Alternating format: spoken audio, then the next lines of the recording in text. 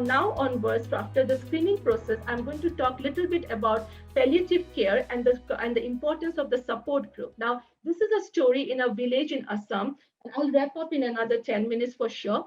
So this is a village in Assam. Like when I went, someone told me like we have a stage 4 breast cancer patient and we lost this woman now. When I went, I saw that, she was lying on the floor and her family was isolated her totally. So what I felt then, what they knew was cancer is contagious. So this small information, what I tell the doctors now, that when you're talking to the families, talk to the caregivers because they have no clue what cancer is. And that is the counseling that we are trying to do in the villages we adopted, plus also, even in the urban sector. So for her, we took her to the bed and gave her comfort. But most importantly, I told the son and the daughter that this is not true. And then, after months, they hugged her.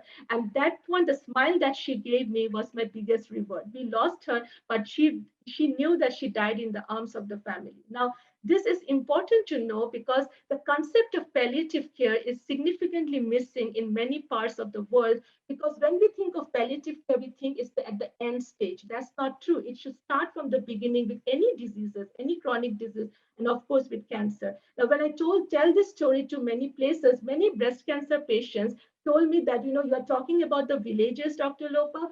I am a breast cancer patient. I feel the isolation. One lip cancer patient told me, I am a survivor for 5 years, but I can feel that, when I go to someone's house, they are hesitant to give me a cup of tea or water.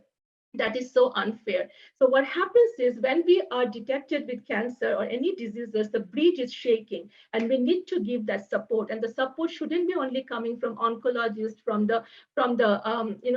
anyone like friends, but it also, the most important role who play are the support group. So that's why, while I was going through all these places across India, I felt that many women told me, what is a support group? And that's where regionally we have, like in the villages, we have developed many support groups, but also we have a very, and I have the pictures of those who've given me the permission. So we have very close a WhatsApp group, a very private WhatsApp group, and our health heroes who are going to talk today, Anusha and Laura, they are integral part of the WhatsApp group. And the amount of support they give to each other, me as a scientist, there are oncologists in the group, we cannot do the medical touch that our survivors do to the patients. So the support group is so important. And like for example, while talking about support group, I just want to touch base a little bit about the story of Christina, a very good friend of mine. And she felt, so the reason why I bring her story is she detected her lump through breast survey exam. That's why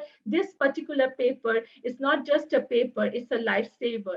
And what she told me was that who gave her the strength? Her kids, because they would wear this t-shirt, strong like mom, and they would come in front of her. And hers was an aggressive type, but she told me that, Lopa, I couldn't fail because my kids were my biggest strength. So many times I find that many moms are hesitant to discuss anything with their kids. Don't do that. Your kids are your greatest supporter, and when they're with you, no one can stop you to fight cancer or fight anything. In the same way, Jessica, she did her breast self exam and found her lump. And the other, the taboo and myth we have is when we are detected with cancer, our life is over. Many marriages I have seen to be broken in India and even in the US. But this woman is such a brave heart.